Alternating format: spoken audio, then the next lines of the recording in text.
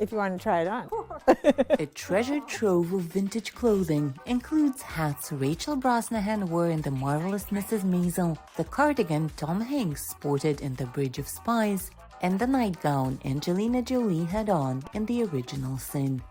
More recent garb of note includes clothes lent to costume designers for U.S. vs. Billie Holiday and Ma Rainey's Black Bottom, which won an Oscar for Best Costume Design in 2021. You'd have a camisole, you'd have bloomers, you would have a corset, you would have several layers of petticoats, and then the dress would go over you. Helen Uffner is founder of Helen Uffner Vintage Clothing, the largest private collection of apparel from yesteryear in the U.S. Tens of thousands of clothing items and accessories span from the Victorian era to the bright neon of 1980s.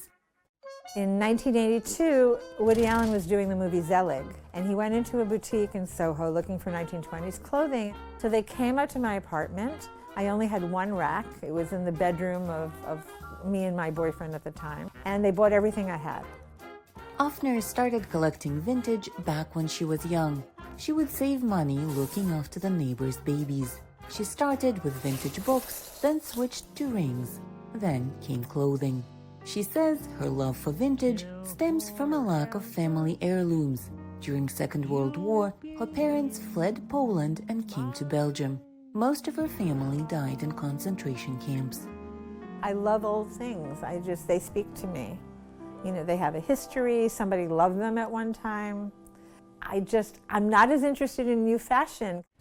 She would find vintage gems and sell them, but the more she hunted down unique pieces, the less she wanted to part with them. That's when she started renting out her precious possessions to costume designers, directors, fashion show organizers. After the filming comes to an end, actors are supposed to return the clothing they used, but sometimes they don't. We supplied a lot of things to the Irishmen, and two of the things we supplied were for Robert De Niro. It was a pair of pajamas, and I think there's a scene where he's in pajamas all the time, and a robe. But we didn't get it back. Clothing is subject to wear and tear on set. The Titanic crew couldn't guarantee they would be able to return all pieces intact, and Uffner decided not to risk it. So I didn't do the movie. And later I found out that they had a lot of ruined items. Broadway, Hollywood, TV studios, and fashion shows. Demand is high for Uffner's precious collection. For 45 years, Uffner has played a critical role in 1,000 movies, theater productions, and other projects. Her passion for vintage earned her clients 4 Emmys and an Oscar, as well as a variety of other awards. The pandemic slowed business, which is now picking up again. Uffner's pieces are starting to get rented out, slowly and cautiously. For Nina Vishneva in New York, Anna Rice, VOA News.